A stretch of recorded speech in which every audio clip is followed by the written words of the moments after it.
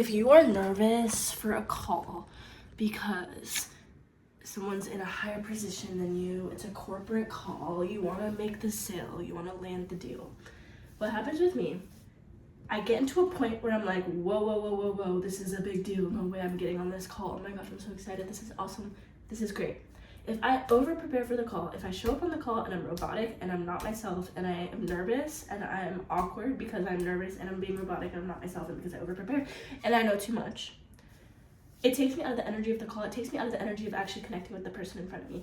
And how do you make a sale? You make friends.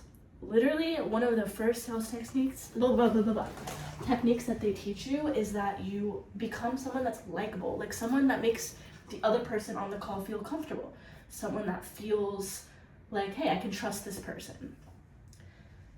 So what happens to me is, like, when I put whoever I'm talking to on a pedestal, I'll be like, oh, okay, like, I am so lucky and grateful to be on the call in the presence of this person. No, that's not how it goes. You are on the call because you are providing value to this person in some way. If that was not true, you would not be on the call. Even if you are interviewing for a job, they are in a position where they have a problem that needs to be solved. They need someone to do this role at their company. And they have to look at applicants and be like, hey, who's the best fit for our company?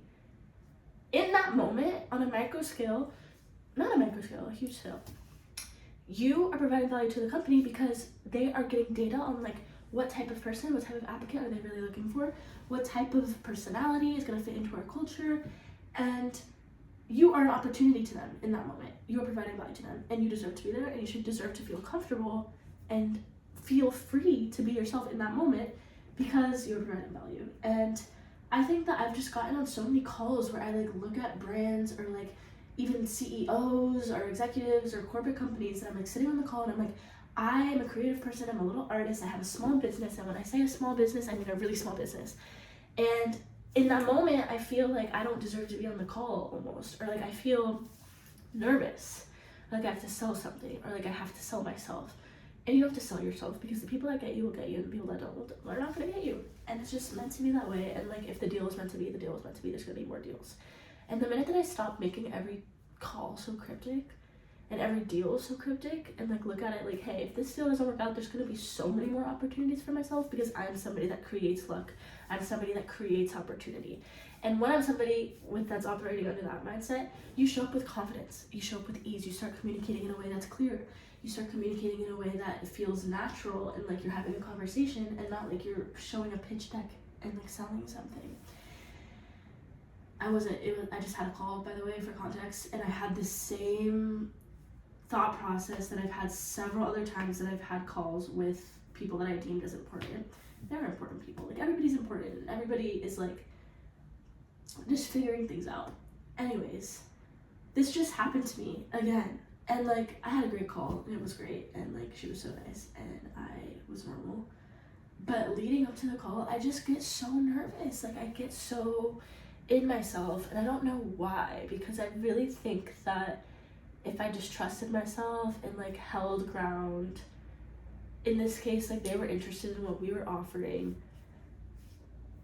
it's just, there's no reason to be nervous over stuff like that. And I think, like, when you are more natural and comfortable, it usually just works out better.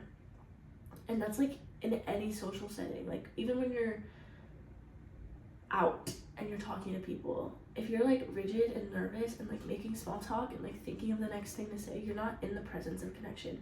You're not in an energy where you can actually get through to the person and connect, because you're meticulously trying to control the dynamic and control how you're being perceived.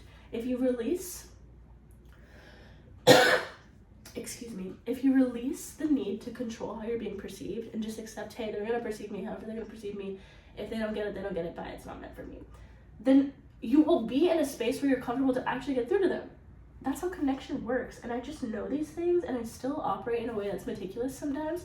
And every time it happens, I'm like, girl, why are you not being confident? Like, this is something that you can easily do. And, like, it is an opportunity that you created.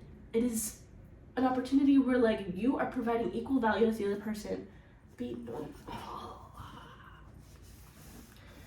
anyways, I just think that like a lot of times, especially as an artist or a creative person, like you have to really, really, really own your work way harder than you would ever imagine you needed to. And anytime that you're putting yourself out there, it's inherently vulnerable, it's inherently uncomfortable, and it's inherently risky. And the more that you own your work in that process, or own who you are, even, like, it doesn't even have to be about your work, it could just be about your identity, or it could just be about like you being yourself in the world. The more you're able to do that, the more you actually like build expansive realities with you and other people, and the more you actually connect to people around you.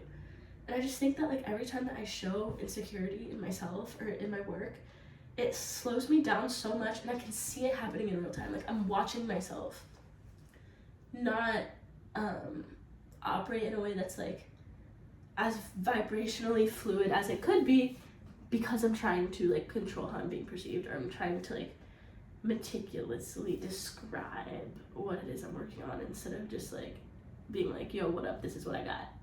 Do you fuck with it? Yes, no? I don't have to say it like that, obviously, but anyways, my hair kind of looks good right now. Except for at the top. The top looks flat. That's another thing I've noticed recently, because I've like I've been interested in a lot of these like big name influencers, because like I never really had those on my feed, and recently I've had a couple where I'm like, the reason that these people are successful is because they are confident. Literally, that's it. Like they're funny, they're confident, they don't care if people don't get the joke, they don't care if people think whatever they're gonna think, they don't care if people are hating, because they're just showing up as themselves, being themselves. If you don't fuck with it, bye. And that's the type of energy that the masses are attracted to, because confident people make you feel more comfortable.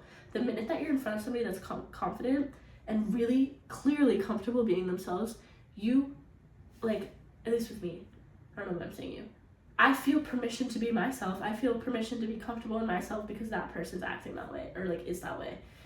And that is like honestly a really beautiful thing, and it's a skill set. And I think a lot of successful people online have that skill set, and that's why they're successful, because like when you're consuming their content, you can feel that from them, and that's what people gravitate towards. Anyways, that's my rant. I need to be more accepting of like, okay, maybe I'm just not feeling it that day, and then I'm not gonna be like confident and blah. I just feel like I like really know a side of myself that is very confident and very finding the magic in life all the time. And when I'm in that space, I feel like I make such quality connections easily. Like it just comes naturally. Like I'm like, yo, I'm there because I'm in that space and I'm operating from a perspective of like life is magic. I think recently I've kind of been in a negative mindset, and that's been tainting a lot of my views on things. But I'm gonna change that, it'll be fine. Love you guys.